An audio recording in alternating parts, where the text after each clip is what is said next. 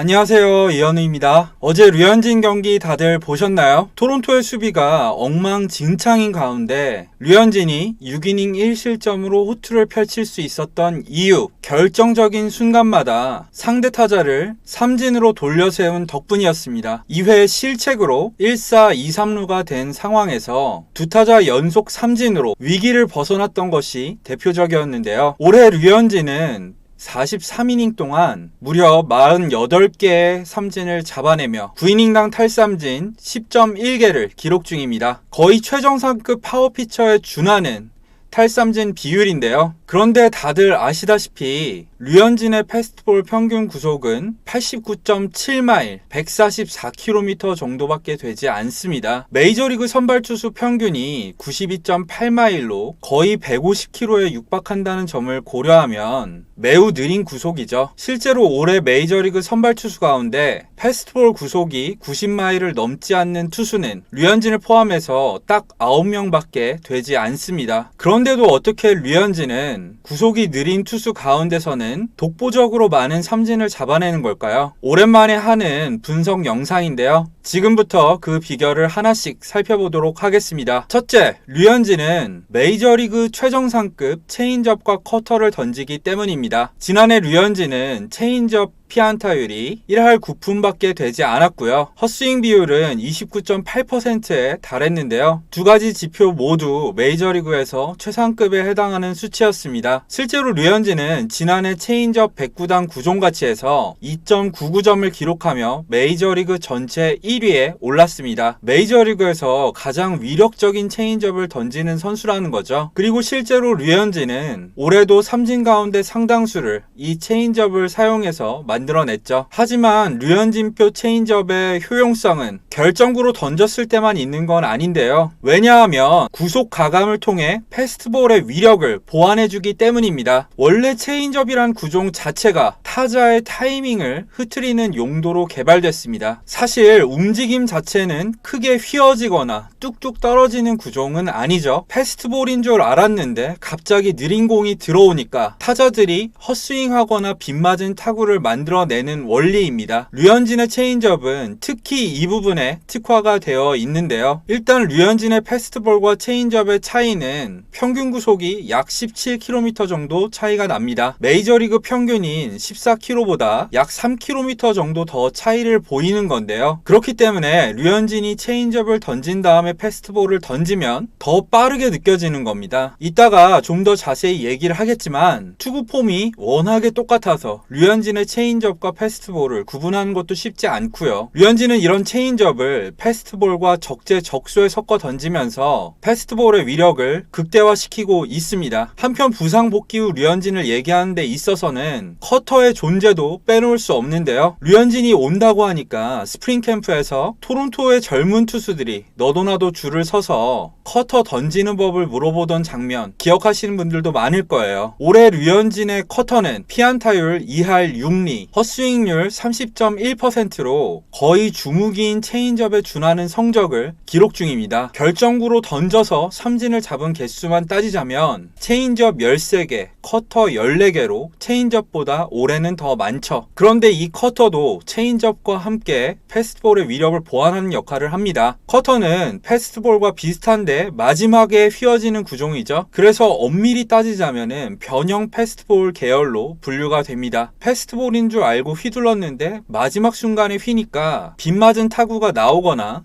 헛스윙이 나오는 원리입니다. 마찬가지로 커터인 줄 알았는데 패스트볼이다. 비슷한 효과가 나겠죠. 상대 타자 입장에서는 체인지업으로 구속 가감하는 것만 해도 가뜩이나 힘든데 패스트볼과 비슷한 구속인데 마지막에 휘어지는 구종이 있다고 생각을 해보세요. 머릿속이 정말 복잡해질 수밖에 없겠죠. 아마 상대 타자의 입장에선 미치고 환장할 노릇일 것 같습니다. 두 번째는 류현진의 일정한 릴리스 포인트입니다. 릴리스 포인트란 투수가 공을 뿌리는 순간에 손의 위치를 말하는데요. 류현진은 커브를 제외한 포심, 투심, 체인지업, 커터 이 4가지 구종의 릴리스 포인트가 거의 똑같습니다. 그러다 보니까 상대 타자들은 류현진이 어떤 공을 던지는지 알아채기가 쉽지 않죠. 좀 더 풀어서 설명을 해보겠습니다. 투수가 던진 140km짜리 공이 포수 밑까지 도달하는 시간은 약 0.42초밖에 되지 않습니다. 따라서 타자가 안타를 치기 위해선 0.19초 안에 상대 투수의 구종과 투구 위치를 파악한 다음에 배트를 휘두를 준비를 해야 합니다. 그리고 남은 0.23초 안에 배트를 휘둘러야 공을 맞출 수 있죠. 만약 투수가 던진 공을 0.19초 안에 파악하지 못한다면 헛스윙을 하거나 멀뚱멀뚱 지켜볼 수밖에 없는 거죠. 그래서 프로 레벨에서는 거의 공을 던지는 순간에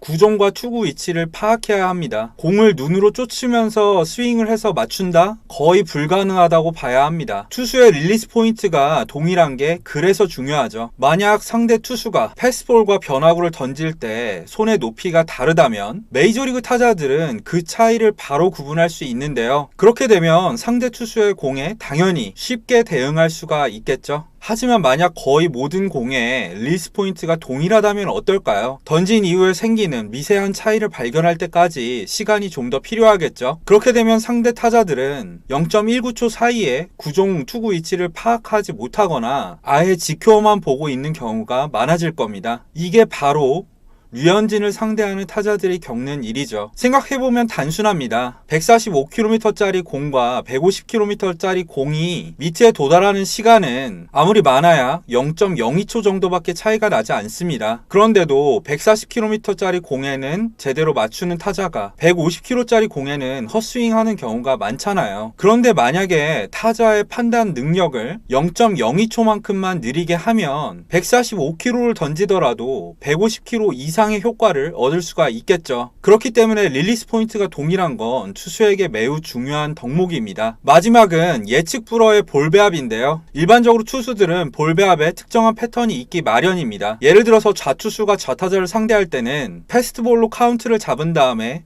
바깥쪽으로 휘어지는 변화구로 삼진을 잡으려고 하겠죠. 여기서 한 발 더 나가서 최근 메이저리그에서는 어떤 구종을 던졌을 때 다음으로 어떤 구종을 가장 많이 던지는지, 어떤 구종 조합이 가장 위력적인지도 측정하고 있습니다. 이를 위해서 어떤 구종과 어떤 구종이 비슷하게 보이는 구간이 최대한 긴지를 측정하기도 하는데요. 이를 가리켜서 터널 이론이라고 합니다. 그래서 조금만 관심이 있으신 분들은 이것과 관련해서 찾아볼 수 있는 사이트들도 미국엔 많습니다. 베이스볼 프로펙터스라는 곳이 대표적인데요. 이 사이트에서 여러 투수들의 볼 배합을 보면 재미있는 점을 발견할 수가 있습니다. 일반적으로 사람들이 생각하는 것보다 투수들의 볼 배합이 단순하다는 건데요. 예를 들어서 슬라이더가 주무기인 선수는 패스트볼 다음에 슬라이더를 던지는 비율과 슬라이더 다음에 패스트볼을 던지는 비율이 거의 대부분입니다. 의외로 체인지업 다음에 슬라이더를 던진다던가 커브 다음에 슬라이더를 던지는 경우는 거의 없었습니다. 그렇기 때문에 상대 팀들은 투수를 상대할 때 어느 정도는 예측을 하고 대응을 할 수가 있습니다. 물론 랜디 존슨처럼 패스트볼과 슬라이더만 던지더라도 두 구종이 워낙에 압도적이어서 예측해봤자 답이 없는 투수들이 정말 간혹가다 나옵니다. 하지만 모든 투수가 랜디 존슨 같을 수는 없잖아요. 특히 류현진처럼 제구와 타이밍으로 승부하는 투수는 상대 타자들이 예측하고 들어오면 답이 없어지는 경우가 많죠. 그런데 류현진은 이런 예측 자체가 거의 불가능합니다. 예를 들어서 지난해 류현진은 우타자를 상대할 때 체인지업에 관련된 볼 배합만 5개에 달합니다. 근데 그 비율이 정말 균등했고요. 사람들의 상식을 파괴합니다. 류현진은 우타자에게 커터 다음에 체인지업을 던진 적이 10번 있었고요. 체인지업 다음에 커터를 던진 적은 9번, 커브 다음에 체인지업을 던진 적은 9번, 패스트볼 다음에 체인지업을 던진 적은 8번, 체인지업 다음 패스트볼을 던진 적은 5번입니다. 이게 얼마나 상대 타자들한테 골이 때리는 점이냐면 앞서 말씀드린 대로 체인지업은